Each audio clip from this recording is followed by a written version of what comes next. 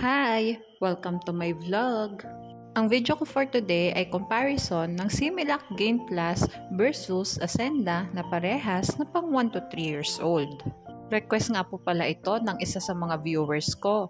Maraming salamat po sa tiwalang binibigay niyo sa akin para ma-review ang mga gatas na ito. Tulad nga ng dati, ay magbabase ako sa nutrition facts at ang measurement na pagbabasihan ko ay yung per 100 grams of powder. Okay, simulan na natin. Sa carbohydrates, sugars, lactose, dietary fiber, fat, linoleic acid, and linolenic acid, lamang ang Ascenda. Samantalang lamang naman na Similac sa energy and protein. Ngunit walang naka-indicate sa nutrition facts nito na sugars, lactose, and dietary fiber.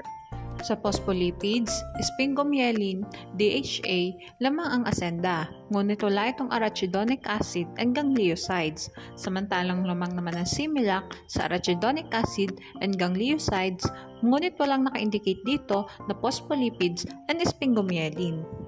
Lamang ang Ascenda sa first category.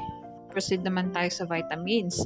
Lamang ang Ascenda sa vitamin D, vitamin B1, and vitamin B6. Samantalang lamang naman na Similac sa vitamin A, vitamin E, vitamin K, vitamin B2, and vitamin B12.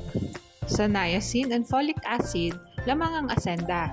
Sa pantothenic acid, biotin, and vitamin C, lamang naman ang Similac. Lamang ang Similac sa vitamins. Mag-proceed naman tayo sa minerals. Sa iron, zinc, copper, and manganese, lamang ang Ascenda.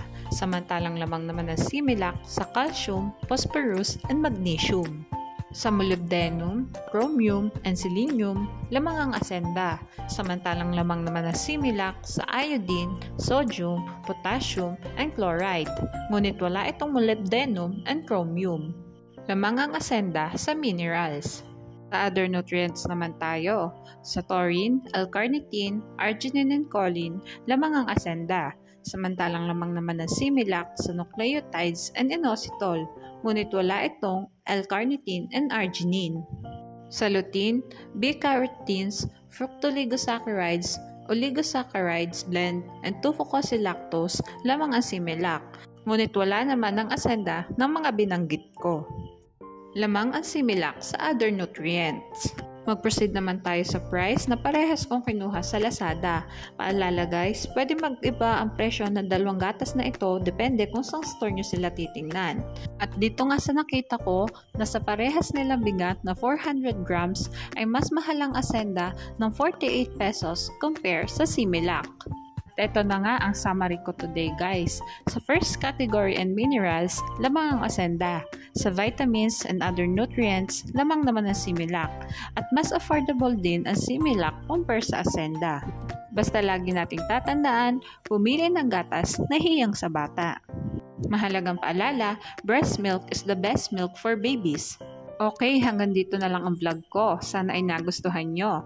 Thanks for watching. Please like and subscribe for more videos.